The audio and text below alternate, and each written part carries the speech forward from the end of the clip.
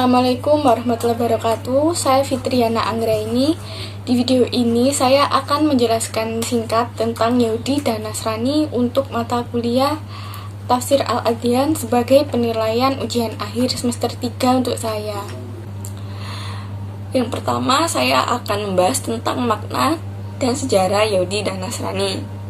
Untuk Yahudi, di istilah baratnya mereka menyebut sebagai Yudaisme. Dan dalam sejarah perkembangannya mereka lebih nasionalis sampai di banyak negara mereka tidak diterima kecuali orang-orang Yahudi sendiri. Agama Yahudi sendiri merupakan agama turun-temurun, jadi bukan agama yang disebarkan karena untuk orang yang beragama Yahudi sudah pasti beretnis Yahudi, tapi untuk etnis Yahudi sendiri belum tentu mereka memeluk agama Yahudi.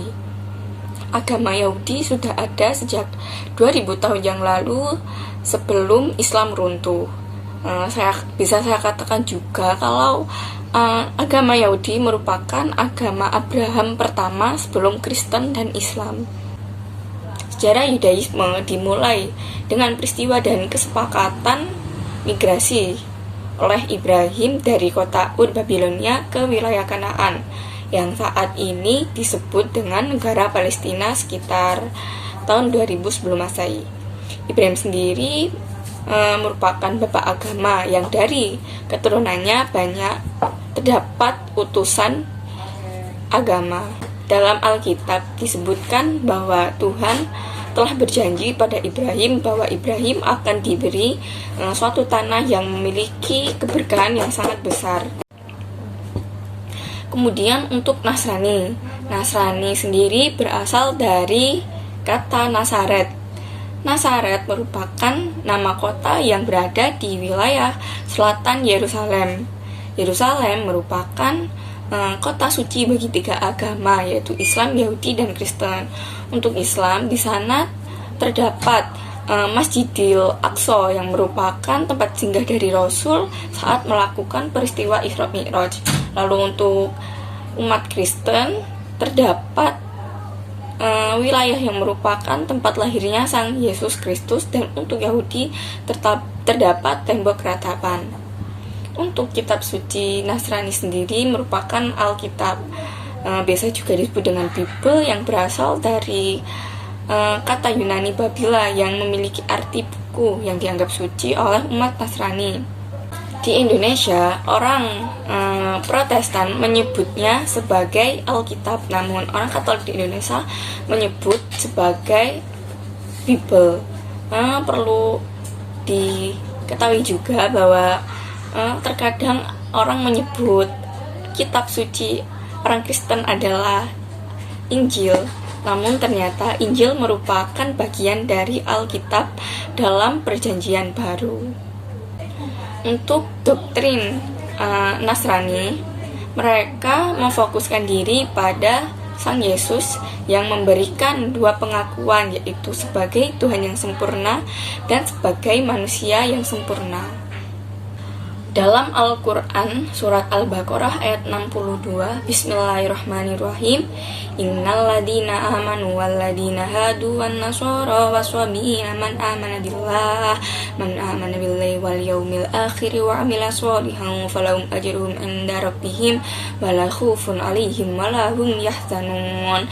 Yang artinya sesungguhnya orang-orang yang beriman, orang-orang Yahudi, orang-orang Nasrani, dan orang-orang Sabi'in, siapa saja di antara mereka yang beriman kepada Allah dan hari akhir dan melakukan kebajikan, mereka akan mendapat pahala dari Tuhannya, tidak ada rasa takut pada mereka dan mereka tidak bersedih hati.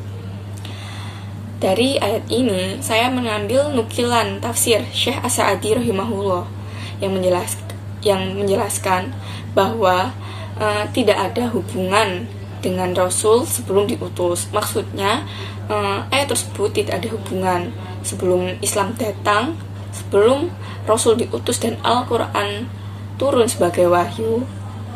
Hukum ini tetap berlaku, namun setelah Rasul diutus dan Al-Quran turun sebagai wahyu, mereka, Yahudi dan Nasrani, tetap harus beriman kepada Al-Quran dan percaya terhadap Rasul agar mereka mendapat pahala dari Tuhannya.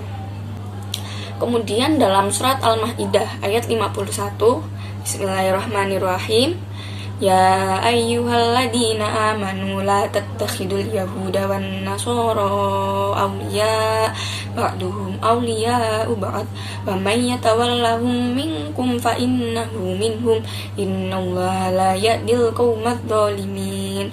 Yang artinya, wahai orang-orang yang beriman, janganlah kamu menjadikan orang Yahudi dan Nasrani sebagai teman setiamu.